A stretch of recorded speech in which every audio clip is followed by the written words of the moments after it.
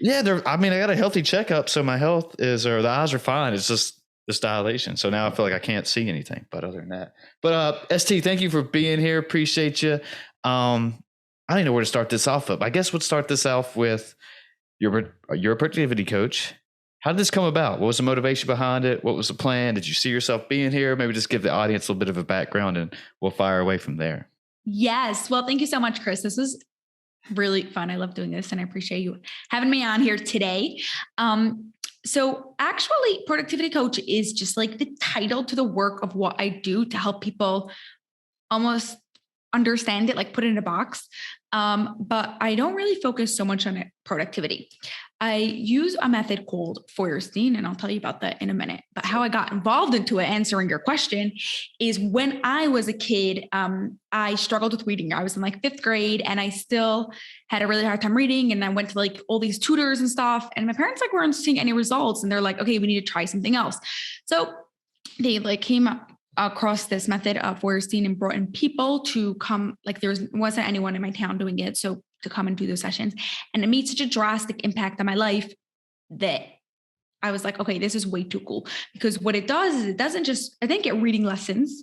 Instead, I worked on the core issues and how my brain would think. So my reading improved, my communication improved, I had more confidence, my friends improved, my marks in general went up. Everything in life just all got better because I didn't just focus on reading. I focused on why I was struggling with reading. So yeah, so when I saw how much it affected me, I was like, okay, I've got to learn this. And when I was 17, I started getting trained in it and worked in it more. Like I worked with different groups, and now I like really focus more bringing that method into the productivity part for entrepreneurs. So when you say reading, do you mean like just reading in general or comprehension or? Yeah. So all of the above. I was able to read, but I still went for reading and for reading comprehension. I would go out like multiple times during the week, like the private tutors, and things like that. Yeah. Yeah. Cause I struggled with that too. And I remember, being in elementary and just that I could, for whatever reason I could read, but I would never comprehend what I was reading. So when it came quiz time or anything, I had no clue. It was like, I just remember one question in 4th grade. It was like, I forgot what book it was, but it was like, how did this person feel? And I was like, I have no idea. And I remember just writing shocked, and I don't guess it was wrong, obviously, but even till to this day, it's one of those things that I have to focus on and really sit down and, maybe read the paragraph once or twice, or even a page just once or twice and go back. I don't know if we can result that to ADD or whatever, but yeah, in order to fully understand something, it takes me a few more minutes until this day. Yeah. So what I would say based now with my experience, I would say it's because of what's called your cognitive functions. Okay. Sure. So when we say thinking is not one big thing. It's made up of parts called cognitive functions, 28 of them actually. Now we all have stronger ones and weaker ones, but when we have weaker ones, it makes it harder to do certain tasks, i.e. reading comprehension. Okay. So it's a reading comprehension, I'm assuming now in your life, like is not a big deal because you're not answering questions. How do they feel? But usually it's just a sign that there's other areas in your life that you have a hard time with. Now we all have this. So it's like, not just you, I'm just using this as an example, right? But it's like, because it's not just the reading comprehension, it's how your brain is thinking about the reading comprehension. So you might also, I'm just like going to make up, but maybe you also struggle when you have conversations with people, or when you're going to speech and hearing long speeches and it's like, I just can't do this, or things like that. Yeah. So, I mean, that resonates a lot with me just because even, and I don't know if I've said it on here before, but just even in my lifetime that having conversations with people, I felt like, I guess I don't want to say weird, but that's the first word that comes to mind, that, I wasn't really understanding what was going on or how to, externalize, what I was thinking inside my brain, or if I was actually receiving what the other person was saying fully. Does that kind of make sense? Yeah, it totally makes sense. And you're not like crazy for thinking that. It's because like one of these cognitive functions or a few of them are weaker. So that's it. When you fix them, then. With those cognitive functions, is that something just maybe not fully developed at the childhood age, or it's something that, we got to continue to work on, or what are we saying? Yeah. So there's a few parts. We all are born naturally with some stronger ones and weaker ones. Sometimes it's genetic. Sometimes it's like our environment helps us develop certain ones of them stronger. That's first of all. Second of all, it could be like emotion, like traumatic things affect your cognitive functions, and your cognitive functions affect traumatic things. Like it goes both ways. So it could be a stupid thing that you had as a kid, but affects also your cognitive functions. Now, always, everyone could always improve all of their 28 cognitive functions. So some of them might not be like making any problems in your life, but if you make it better, then your life will be even better. But like, you just always want to work on them. Like I get to work on them while I work on sessions with people. So yeah, but you're usually you'll want to work on it just on the ones that like are really making it hard for you in your life. So where does it go with your clients? Do you first pick out which one are the weaker ones, I guess, and you start from there, and which ones are the stronger ones, and you focus on the weaker ones, and you give exercises to strengthen the weaker ones? Yeah. So obviously we do assess like where your cognitive functions are for each of the 28, like on a scale from 1 through 5, like how strong they are. But when we're doing the actual work, I'm not specifically saying, okay, I am working on the cognitive function of blurred perception. Instead, what I'm going to do is we have like these, they look like funchies. They're like dots, and you have to like find the shapes in the dots and things like that. And I'm watching how your brain is working. Okay. Now, the same way that your brain is trying to figure out this paper is how your brain sees life. So let's say I give you a paper that's full of dots and you're like, oh my God, this is so overwhelming. I don't even know what to start. I don't even know what to do. That shows me anytime your boss gives you something to do or you have a job to clean up your house at home, you're also probably getting super overwhelmed, right? So what we will do is we will learn new strategies to change the way your brain thinks about it so it doesn't get overwhelmed when you're doing the paper, and then bridge it into life, right? Like I don't really care about the paper. I'm caring about how it goes in your life. Yeah. Do you see how do I want to explain this? Do you see a similarity in certain people that you're working with that certain cognitive functions are usually weaker than the other ones? Like, as in, like, do people with ADHD have certain cognitive functions? Like with your clients, you always see like, okay, more time, like 9 times out of 10, they're going to have, Okay. Yeah. So there are some that are more popular that like, yeah, a lot more people have. Yeah. So some really popular ones are, let's say, stopping and thinking is a cognitive function that a lot of people have. Having the ability to stop and think, like consciously think, okay, I am stopping and thinking. So yeah, like some people are just like so impulsive that they like their brain doesn't have that. I shouldn't say it doesn't have the ability right now that that ability isn't strengthened, isn't developed. Sure, So that is very common. Like it goes together with impulsivity. People with blurred perception, like we're a little bit like what I said before, like they just see everything and it's like really messy and things like that. Another one is called systematic search, like being able to look for things in an organized manner, right? So like when you're looking for something let's say you're looking for your phone, where you're looking. Most people, first they think, where was the last place I saw it? But then if they don't find it in that place, they're like looking all over. They're looking in their bedroom, in the kitchen, in their car, like they're looking everywhere. And what happens is you look in the same place 3 times and you're missing out the place that it actually is in. Yeah. Right. So your brain's just getting like so overwhelmed. You can't even like find it. Right. So when you do what's called systematic search, when you use that cognitive function, then you're looking in an order. You create an order for yourself, a system, and whatever it is, you can make it up from left to right, top to bottom, room to room, side by side, and you follow that order. Now, 2 things is going to happen. First of all, you're going to look in each place just once, but you're not going to skip any place. So you're eventually going to find it. And second of all, your brain is going to calm down. So you're going to be able to find it by looking for it. Because sometimes, when you look for it and it's right there and you don't see it, or your brain is calmer now because it has a system. So it'll remember where you actually put it, but it's a system. So now it's going to find it. Does that go in ties with those examples you just gave? This kind of made me think of this, that I think Ben Greenfield, I don't know if you know who that is, but he's this big fitness kind of an influencer guy. And he's all about, obviously the mind and body and soul. And he actually was talking about when you have a problem like that, if you can't find something or if you're working on something very intensely and it's just not coming to you at that time, if you go, instead of like sleep on it, if you go walk around and think on it or walk around and take your mind off of it, it actually will come to you, whatever you're trying to do. And is that just because the brain gets calmer at that time and then you're able to decompress? Exactly. So one of the strategies that we speak about is called reframing. It's the same thing. It's like when you take a break for a couple seconds, couple minutes. So it could be walking around, it could be taking a drink of water. Basically, like you calm your brain down and you come back to the task. So totally. Yeah.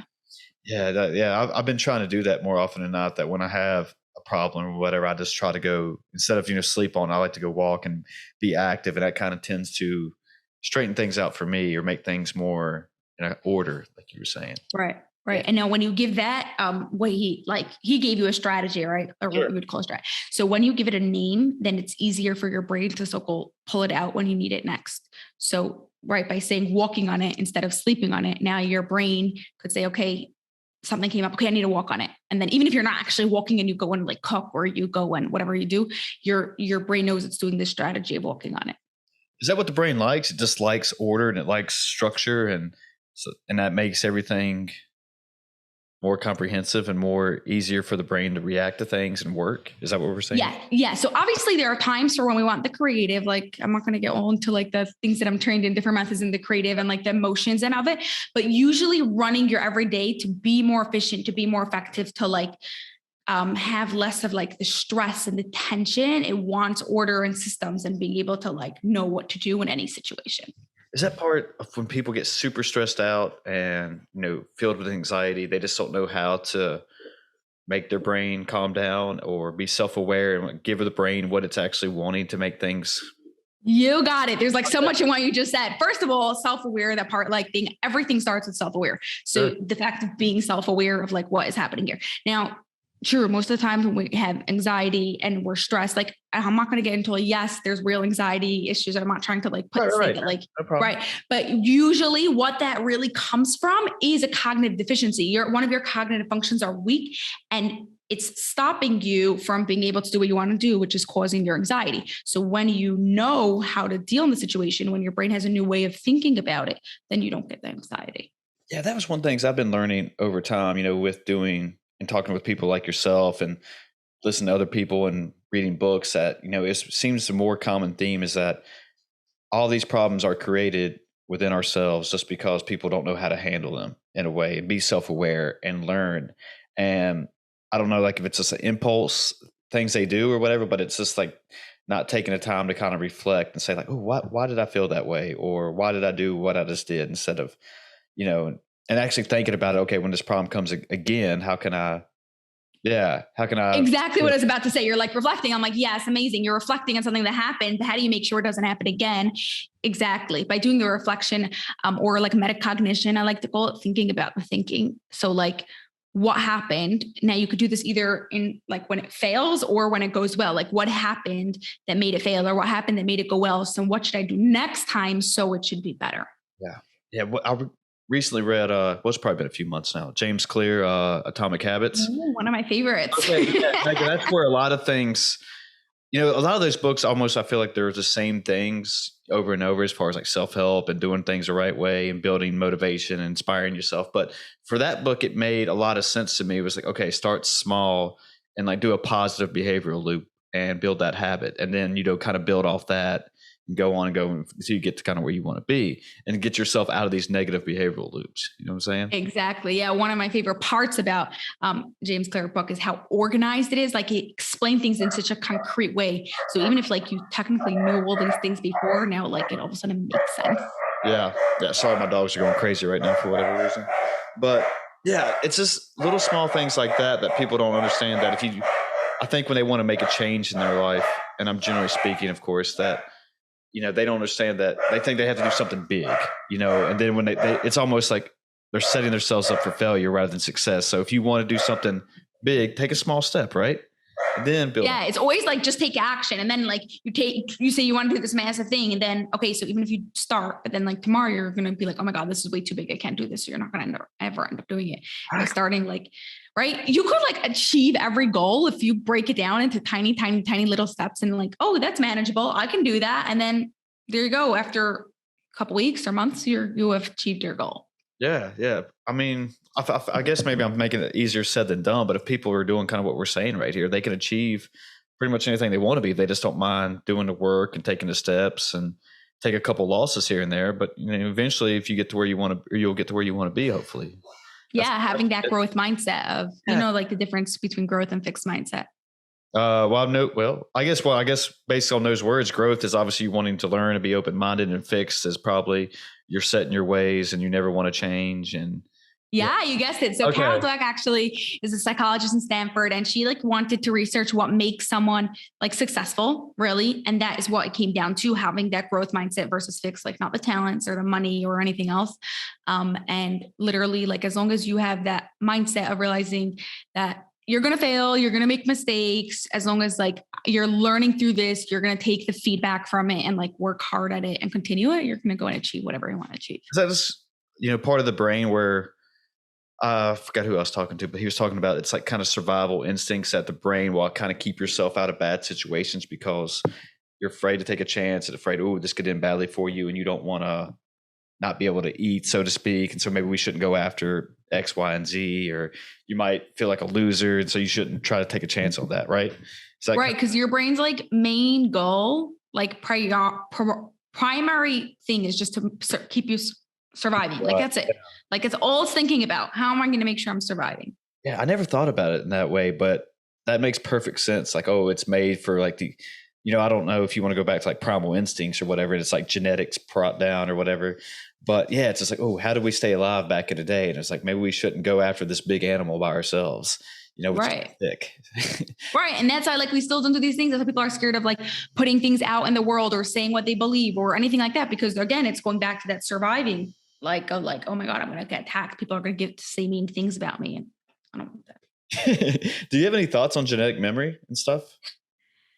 Or my thoughts is I don't know enough to say about it. As in like, it makes me like I'm super interested, but I always like, I don't know, like, you know what I'm saying? He's not like doing these just because it's cool to talk about it or whatever. It is cool. What do you say? Like, what's your perspective? I think there is something on it.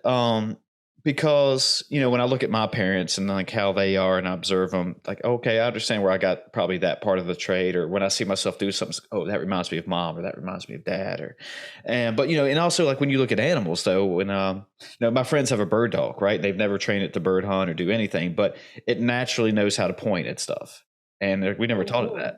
Yeah, that's does cool. It. Yeah. And so it's just like, well, I mean, it had to inherit that from somewhere. I don't know if that was a memory or whatever, but there's also another couple sayings that, that's the reason kids are kind of scared of monsters or being afraid of the dark, because, back in, if you want to say primal days or caveman days, that's how what people were scared of was sleeping at night, that a big cat or something was going to come get them. Right. And so that's the reason most kids are probably scared of the night. So yeah, there is something to it. Yeah. But like you were saying, I don't know enough about it to actually talk intelligently about it, but it's fun to say that little bit that I know on it. Yeah. And then it also like obviously brings into the conversation about nurture versus nature, Yeah. So. Yeah. And I guess, a lot of it is like your environment, what you grew up with too, and like how things are handled or given to you at an early age. So that's a good aspect of it. I mean, I forgot what book it is, Coddling of the American Mind. And they were talking about have you read that book? No. So it's basically about kind of like behavioral and what mindset is, and just talking about why kids are having more mental illness in today's times. And basically it's all mainly goes towards social media and how the brain is not even able to handle that type of exposure. And obviously they're not getting, if somebody gets no likes and gets cyberbullied, that's the reason mental illnesses have risen. And I think it was probably more towards America, but part of it though was that in the beginning, they did I forgot what study it was, but they did a thing with peanuts by giving children peanuts at an early age rather than, and others holding them back. And the ones who didn't get the peanuts at an early age and being exposed to certain things, they became allergic to peanuts rather than getting them. Yeah. I know, it's so funny they use that example of peanuts because, right, like in America, it's like a whole thing that like you don't eat peanuts till like 2 years old or something. I don't know the exact age, something like that. And I know I'm in Israel. My mom's Israeli, and in Israel they give like there's like this food. It's called like bamba. It's like puff things with like peanut butter in it, and it's like one of the first foods they eat because it's like soft.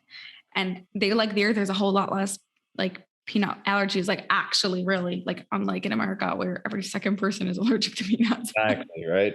But I mean, so with that said, I mean, do you think that, and I'm not a father or anything, but, maybe putting children exposing to certain elements rather than hiding from it in the beginning helps with brain cognition and development? Oh my God, totally. Yeah. I'm like all for putting people in like this situation and they're going to become like that. Like actually Professor Feuerstein, the the man that made up the method that I use, his grandson was Down syndrome, and they're like, okay, like we're going to use this for him and see what we could do. And they decided that they're going to put him in a regular school. They're not putting him in a school, like a special needs school. They're putting him in a regular school, and people thought they're crazy. He's just going to get, people are going to hurt him and whatever. And he's like, no, let's try it. Let's see what happens. And within a week, tons of his like behaviors changed because he was in an environment of so-called regular, normal people, different, like even like little behaviors, like, you know, like how he had like his tongue more inside his mouth, or things that like Down syndrome people do naturally. And like, it's acceptable because they're Down syndrome, and really it's not a big deal, especially if they're in such situations. But if they could be like everyone else, then, and not have like so-called those stigma things of Down syndrome, then like, why not? So totally. Yeah. Things about human beings. I mean, we're so able to adapt to, and I feel like we're able to adapt to almost any situation. And that if you put them in a person in a certain situation, yeah, they're going to adapt to the environment, adapt to the needs and wants, and figure out how to live for the most part. Yeah. Hopefully, I mean, and the brain is going to try to do it as best they can. I mean, I don't know if that's a 100% accurate statement, but I know when I put myself in different scenarios that I'm basically out of my comfort zone, I've known that, okay, it's a little weird at first, but eventually I've calmed down and made myself do the best I can from the situation. So that kind of it eventually becomes normal, and you're like, once this was hard for me, and it's like, yeah, now it's normal. Is that one of the things the brains need? Does it need challenges? Does it need difficult things in order to always be, I guess, working and always be, working at the same time and trying to have that growth mindset? Does it need these little? Yeah, because right, the brain is either growing or dying, like everything else in life. And you have, I think, like 800 billion neurons, and on each neuron you have like, I don't know, something like a couple 100,000 dendrites, like pieces growing out. And every time you do something challenges, you grow new dendrites. Yeah. And that's how like you literally want to just go and do challenging things, change the way your brain is thinking, and challenge your brain. It's a muscle that needs to get used. Yeah, that's one of the doctor. I can't remember his name. Pat. I can't remember his last name now. Pat something. I have to look it up. But that was one of his ideologies or ideologies, I guess, is that your brain, or you just need to challenge yourself in a way every day in order to have longevity and to stay at these lives. I mean, for example, I've read, certain coaches and stuff who've went coaching in their late 80s, but once they retired, it was like they almost just started into a dying process, and because they had nothing to do or keep them going, right? And so it seems like that seems to be one of the norms among older people, that that I've witnessed anyway, that if you keep challenging yourself and just not, taking the easy road, that it seems to be very beneficial as far as, the mind, body. Yeah, exactly. Like always just like learn new things, make yourself like a newbie in something every like couple of years. Like once you feel like, hey, I'm being too comfortable, what new skill could I learn that I'm going to feel like I'm back in first grade? Do you have any, speaking of there's 800 billion neurons and stuff, I mean, is that where, like, I don't know if this is kind of related to what we're talking about, where, your thoughts come from, or is it from the subconscious, and that's kind of sparking ideas in your brain? Yeah. So to my knowledge, I just want to like preferences that those are more like your 800 billion neuron connections is more like everything of like your conscious, right? So think running your life, so your whole body, your digestive system, any decisions that you have to make, any of the cognitive functions we spoke about, anything that's actually thinking. And then the non are like I guess thoughts are also part of it, because you're thinking about your subconscious also has some thoughts. So thoughts are also part, I guess, of your those 800 billion. Actually, as I'm saying out loud. I'm like thinking it through. I'm like, no, they're part of it. Yeah. So actually, another method that I'm trained in is called CJA, and what it does is it works on the like it gives you access through your subconscious, because what happens is usually when you're thinking logically, right? And you have all these neural pathways in your brain that's having you thinking. And then you have these like blockages that are in your way, either let's say, like you said, from social media, from things that people told you, or from things that you tried in the past and you gave up. And these are blockages stopping you from thinking. So when you could access your subconscious through the back door, then what happens is you're creating new neuron connections, part of those 80 billion, and you are don't have those blockages, so you could get directly those answers that you're looking for. Did we talk about your methods? I know you said you had something earlier and I forgot what. Oh yeah, about Feuerstein. Yeah, it was just Yeah. that's just the cognitive functions. I didn't go deep into that Okay. because it could get very I don't know how like scientific and technical and detailed Well, I you mean, want, but I don't mind if you want. I don't mind it. I mean, if we go in detail and break it down, because most of the stuff, as far as I know, with thoughts, thinking, cognitive functions, and development in the brain in general, is just very vague definitions. And Yes, it is all very vague and nobody really knows what I'm talking about. So I'll go as deep as you want me to go. So ask me more questions to get as deep as you want. But let's start with this. Okay. So like we said, thinking is not one big thing. It's made up of these 28 cognitive functions. Another way to look at it is there are 3 phases of thinking. Okay. Input, how we take in the information; elaboration, how we process the thinking; and output, how we tell the world what we know. So let's say, for example, somebody gets something wrong on a test. You have no idea if it's because they didn't understand the question, input, they understood the question, but they couldn't think of an answer, elaboration, or they know the answer and they just like couldn't write it and couldn't express it in the proper way. That's output. Okay. Now the 20 cognitive functions we spoke about earlier are split among these 3 groups. Okay. So we have, do you want examples of cognitive functions to make it a little bit easier for you? Sure. Yeah. Okay. So some of the cognitive functions, like I said, that we like that are just very common, like we said about before, was like focusing, or like focusing and perceiving, but not like focusing. It's like being able to cleared perception. I like to call it cleared perception, or systematic search, seeing things organized. Another one of them is labeling, being able to like use vocabulary well. Another one in the input phase is being like spatial aware, how much space things take up, or how much space you take up in this world. Also has to do with directions. Another one is time. Anything that you're going to have to take in the information on is coming on input. Another one is like considering 2 pieces of information at the same time, right? So if you want to do 2 + 2 is 4, you have to know 2 and 2. Remember that and remember 4 at the same time. So that's all in the input. Now the elaboration ones are going to be ones more that you're consciously like. This is what people usually think about when they think about thinking. So let's say working memory, like information that you need to remember for doing your task, or providing logical evidence, like why, or even like defining the actual problem. Like how many times have you solved a problem only to realize that wasn't the real problem? Sure. Plenty. Right. Yep. So that's going to be in the elaboration phase. And then output is anything telling the world what you know. So this is going to be being precise in your language, or in like your output, like in your writing or things like that. It's being able to consider another person's perspective also. So I know my answer, but what's your answer before I just say mine? Or visually transporting, being able to like think in your brain from one place to another. Okay. So that's just like in general. Okay. Wait, so real quick, do you know who Jordan Peterson is? Yes, I do. Of course. This kind of reminded me of this, that, he talks about becoming more articulate a lot. And it's basically interpreting or giving the input. Say, if I want to talk about genetic memory, right? And this is just for people who don't know. You take that input, or get the input, process it.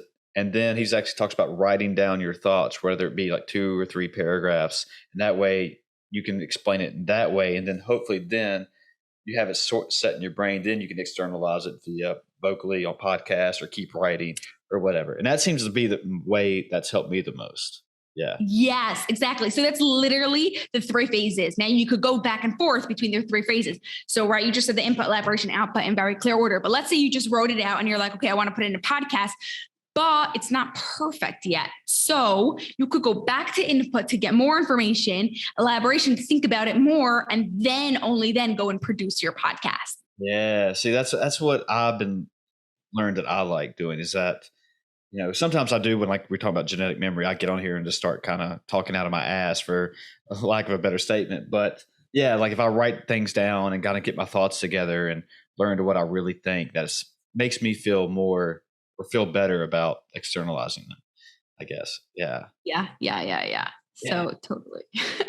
What are your thoughts on nootropics? Do you have any thoughts on that, like supplements for the brain? Yes, I am big believer in like what you put in your body has an effect on your brain. And I do take quite like few vitamins for those type of things.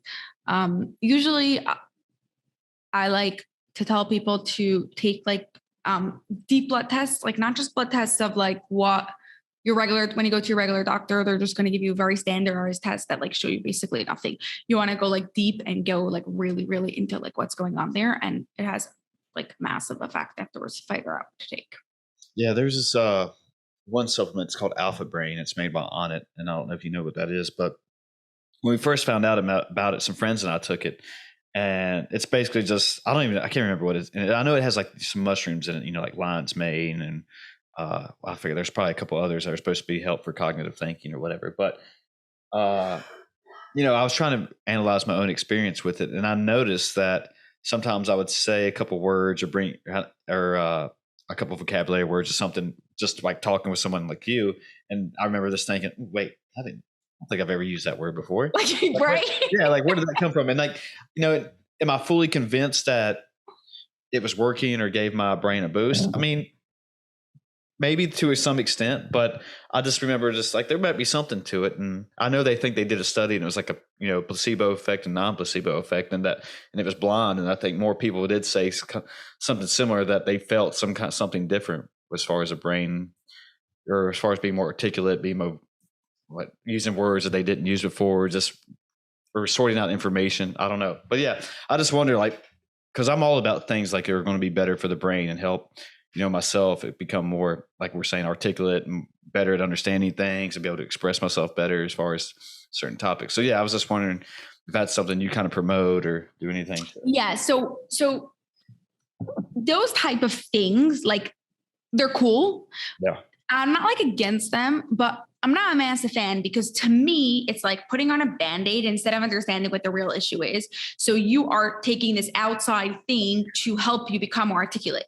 But really, if you solve the way your brain is thinking, then you don't need to take those things because you become more articulate. Yeah. Yeah. That makes perfect sense. Yeah. Cause it's, we were talking about this too, that we almost thought, and that's a good way. I'm glad you put it that way, as far as putting a Band-Aid on. It's like, so as far as like fitness wise and stuff, when people take all these random supplements, right, and they ended up not getting to where they want to be in life. So it's just, or where their fitness goals are. And it's like, well, I mean, you just can't take pre-workout and all this stuff just because somebody's telling you to and expect to be the next Arnold Schwarzenegger, right? But you actually got to put in a little work. So yeah, there is probably some benefit to it, but still you have to be doing other things in order to get the full effect. Does that kind of make sense? Is that kind of... Yeah, totally. That's why, like I said earlier, things that like your body naturally needs, and if it isn't like producing it, could have a massive result, like little things, vitamin D or zinc or things like that. Yeah. Is there other exercises that you're doing, by yourself to kind of keep your brain going, or keep, your own practices and, trying to... Right. So obviously I get to like challenge myself, first of all, when I do these sessions with other people. I'm always like learning new, like continuing my learning in this, which kills your brain, because when I do a session with someone, it's like 40 minutes, nice and done. Your brain hurts, but like you're fine for 40 minutes. When we're doing this training, you're doing like 8-10 hours a day for like a week straight. I can't even tell you, like I sleep afterwards for like who knows how long, because like it's like literally like work into your brain. And I also like to like take the regular exercises that we do and like put like a twist on it to like purposely challenge myself. I get a really good thrill out of like coming up with a new creative way to make my brain think even harder. Well, that's good though. It's kind of what we were saying, that I think the brain needs that and want that. And, do you feel like your brain adapts to those things and then you got to put your own little new twist on it to make it even harder? Exactly. Yeah. So I see like, yay, like, so I master this level, let's go on to the next thing. And it's always like so hard in the beginning, but then like it has like ripple effects. Like I'll give you an example. One of the parts that we work on is like instruction. So it's either like being able to give verbal instructions or accepting like written, anything having to do with instructions or directions or stuff like that. Yeah. And I was like, hey, what if I take this and I use this to improve my memory, because my memory was really weak. So what I would do is like, they have this a lot of like the papers are like full of like weird shapes and someone else has to read it to you and you have to write it. So you're listening to their instructions and then you're writing it. So I'm like, what if instead of someone reading it to me, I'm going to record myself, listen to it, wait a few seconds, and then have to write it, right? So I have to remember where all the shapes were, what size they were, what direction, what color, all those things, and then draw it and like compare it to in the beginning. Like it was so hard. I couldn't do it for more than 10 minutes because my brain was actually like burning from it. But after doing it quite some time, my memory like really improved in other areas. And I was like, this is so cool. Like you could like really challenge yourself and like improve different areas of your life. Is that almost like having a photographic memory? Yes and no. So you could use it to help, like depends how you I guess do the recording. You could help yourself do with your memory. I was doing it more for like also the spatial, because that is a bit like I have a bit of a challenger with like more like rights and left and like how far things are from each other, things like that, right? So even if I know my rights and left, as soon as someone's in a different direction, could you tell that, right? Like where their rights and left are, or imagining them in a different place. If they're standing at the grocery store and I'm at home, where is the register in relation to whatever, right? So that also has to do with spatial. So I happen to have done the recording focusing more on like in the right corner on the top, like that type of thing, to focus on that. But whatever you put your focus on, you can improve. Yeah. I mean, it makes so much sense that the brain, the more you challenge it, the more you do these exercises, the more you do stuff, you're going to get some benefit out of it. And, even doing these, like you were talking about, doing these podcasts, or even, so I drove to the beach last weekend and just mentally just driving for almost 3 to 4 hours straight. I was just, I wasn't really physically exhausted, but I could tell just like my brain was just kind of like, can we just zone out for a moment, and that's kind of how I relax. That, when I do these, when I'm at work all day, then when I'm doing my workouts and my training, that when I get home, it's just kind of like, all right, my brain's just had enough for today. And I like to watch stuff that's like, I could watch something mindlessly where I don't need to think about it and I can get some laughs. Right. Yeah. And I'm almost feel like I'm overloading it at times, just because, I'm trying to get in, read my certain amount of pages every day, do these, like I said, work. Then like I, mentally put it through a tough workout. Then eventually it's just like, stop. All right. Coach a couple of classes. And yes, your brain needs breaks also. But that's a really big one. And that's something I've learned though, is that, I used to think that, wait, what are you talking about? You're tired. All we did was just drive or whatever. But yeah, I've learned that it was okay. Mom wants a break just from, driving 80 miles an hour down the road, because, probably in the beginning, like we were talking about earlier in this conversation, that brains are probably never really meant to do that. How do we ever like interpret driving around 70 miles an hour and like being aware of everything at the same time? Yeah. And driving is a very mentally draining thing, because even though we do like 100 other things while we're driving and we don't think of it as, it's like the amount of information, if you think about it for a second, what your brain has to do while you're driving is crazy. Mm-hmm. And right? It's also one of those things that I always forget about this, but sometimes you end up from point A to point B, then you get to point B and you're like, wait, did I stop at any of those red lights? Right? It's like, how did I do that? It's when did I get here? Well, speaking of driving, another thing you could do to challenge your brain is, if you usually like use Google Maps or Waze, try next time going to the same place that you've been to before without it. That is a challenge for your brain if you have a hard time with directions. My mom, this is related. My mom went to an appointment about an hour away from where she lives, and she forgot her phone. And she said she was so nervous and worried about getting there, and she'd been there before, but even she always uses Google Maps or whatever she's using, Apple Maps. And yeah, she was so nervous and like could not handle it. She's like, I had no one to call. I didn't know what to do. Right. Like, so I'm like, okay, I'm doing this, but like my phone's right here. So like worst case, I could just pull it out. I mean, like, Elon Musk, that's what he says, that we're a cyborg now with our phones, that, because we carry that thing around with us everywhere. And without it, we almost go into a complete shutdown mode. Yeah. Like think about it. You told me a story about a time that your mom one time left without her phone, only to show how like we just take our phone everywhere. Well, I mean, because I'm the same way. Because when she was talking about it, I was really like, well, yeah, that's happened to me before. And I felt weird. I felt like I was walking around, work. I was like, man, what am I supposed to do? Then plus when you get in those awkward situations, you just pull out your phone and I'll check out the weather real quick and act like I'm doing right. Like you said, we and our phones together everywhere. But I think I wanted to ask you, something else I saw about you or read about you is that I think you promote writing with our non-dominant hand. Yes, that was at CJA that I started. like mentioning about. But that to get to that, not to your subconscious without going through those barriers, you write with your non-dominant hand. Because when you're writing with your regular hand that you usually used to write with, then you already have all those neural pathways.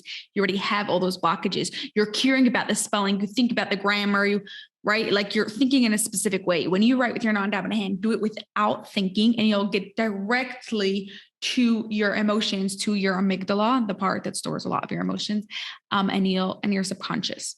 Is that one of those things? I've done these a couple of times in college that our professor had us to do. It's like you either start typing or start writing, just whatever's coming to your mind. Stream of conscious. Then eventually just whatever takes over and you're not even sure what you're writing about. And I guess some magic happened.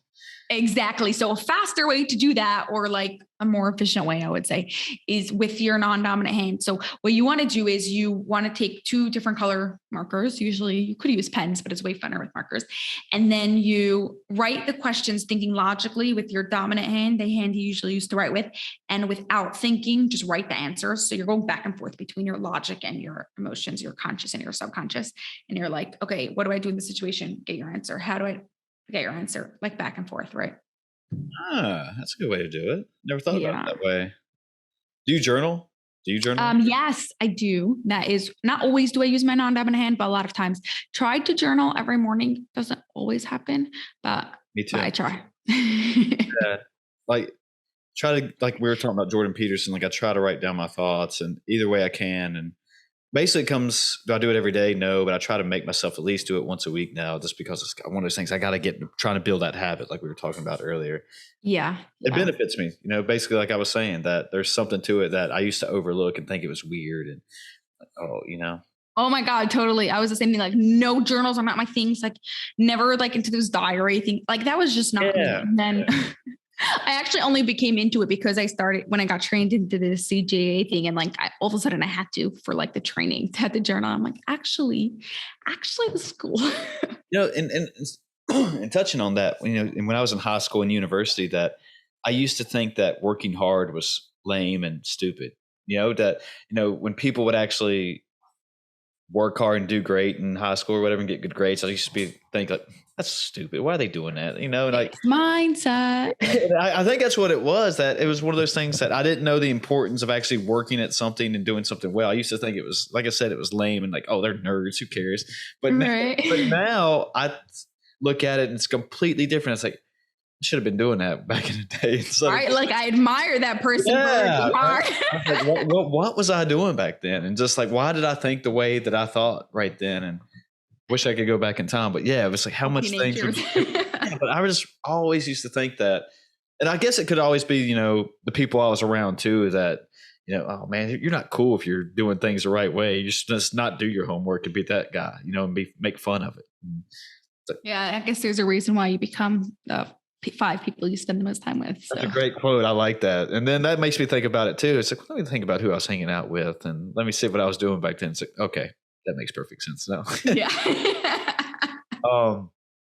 But yeah, just mine's always growing. And I think even though, do you think some people with that fixed mindset, that is it just they maybe try to make a change and they just immediately just say no and shut it down completely but there's maybe one little moment in life that will happen. Like, I guess what I'm asking is do you think it's easy or hard to get out of a fixed mindset? Yeah. So I think that we all have both a fixed and a growth mindset. So think of anything you're good at. It's because you only got there because you had a growth mindset about it. And anything that you're like, nah, I don't do that. That's because you have a fixed mindset about it. Now it's fine. You don't have to be amazing at everything. Right. But the difference is you want to recognize that, no, I'm not doing this because I don't want to try it. I'm too scared to do this. I'm consciously saying it's not worth my time and effort right now when I'd rather become better at this than at that.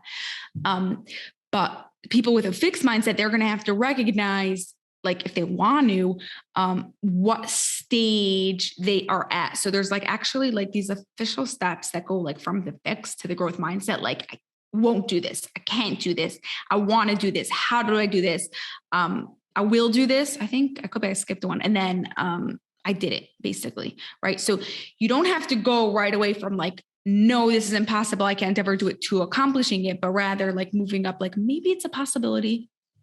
And then like how I do it, I'm like moving up along with that. With your clients that you work with, I mean, are most of them coming to you just because they want to be more efficient and effective at daily tasks, kind of what we've been saying, or they just have found some kind of bad situation, like, I got to get out of this habit, or like, what do you see most? Like Yeah, so it really depends. Different people come for different things. Usually people that come to me already, like they want to grow, like they're like past the stage of like me trying to have to like convince them, like that's great, but like I'm usually more working with like more people because I'm going to push you really, really hard. So if I have to convince you and then push you hard, then right, like they're usually like, they want to be more efficient, effective. They want to be more productive. They want to grow their businesses. They feel really stuck. Sometimes they feel very overwhelmed, and they like know there's a better way, but they're like, "What's that better way?" That's a very big one, also. Yeah. The growth mindset, learn to improve, always change, always do something big with yourself. So, oh yeah. hey, let's take this home on that right there. If people want to find you, and if you want to plug anything, all your good stuff that you got going on, feel free to do that. Yes. Okay. So you could find me at LifePixUniversity.com. That's LifePix, Pix, University.com. You will find all the information there. And if you like podcasts, it's also LifePix University. So check that out, where we go through the cognitive functions and give you strategies and help you improve your life. Nice. ST, thanks for doing this. This was awesome. Yes. Thank you so much. This was fun. Really fun. Thank you, Chris. Cool. All right. We're out of here, folks. Later.